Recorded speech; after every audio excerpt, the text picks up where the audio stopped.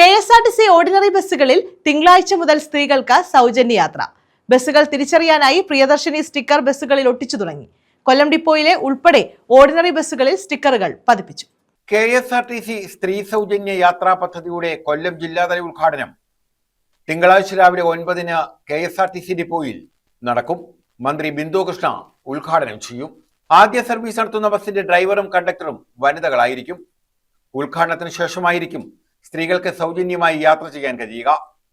Town to town ഉൾപ്പെടെ ordinary എന്നെഴുതിയ എല്ലാ ബസ്സുകളിലും സൗജന്യം ലഭിക്കും. പ്രത്യേകം കാർഡുകളോ സർട്ടിഫിക്കറ്റുകളോ രജിസ്ട്രേഷനോ ഒന്നും ആവശ്യമില്ലാതെ എല്ലാ സ്ത്രീകൾക്കും സൗജന്യം ലഭിക്കും.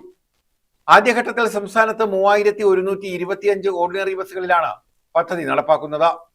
പദ്ധതിയുടെ ബാധ്യത KSRTCയുടെ ചുമലിൽ വയ്ക്കില്ലെന്ന് സർക്കാർ വ്യക്തമാക്കിയിട്ടുണ്ട്. സർക്കാർ ഗ്രാന്റായാണ് പണം നൽകുക. ഏകദേശം 2 കോടിയിലധികം രൂപ പ്രതിദിനം ഇതിനായി വേണ്ടിവരും. ചെലവുകൾ കൃത്യമായി അറിയാൻ എല്ലാ സ്ത്രീകൾക്കും 0 ടിക്കറ്റ് നൽകും. പദ്ധതി ധനപരമായി നഷ്ടമാണെന്ന് തോന്നുമെങ്കിലും സ്ത്രീകൾ മിച്ചം വെക്കുന്ന പണം വിപണിയിലേക്ക് തന്നെ എത്തുന്നത് സാമ്പത്തിക രംഗത്തിന് നേട്ടമാകുമെന്നാണ് വിലയിരുത്തൽ. ന്യൂസ് ബ്യൂറോ, കൊല്ലം.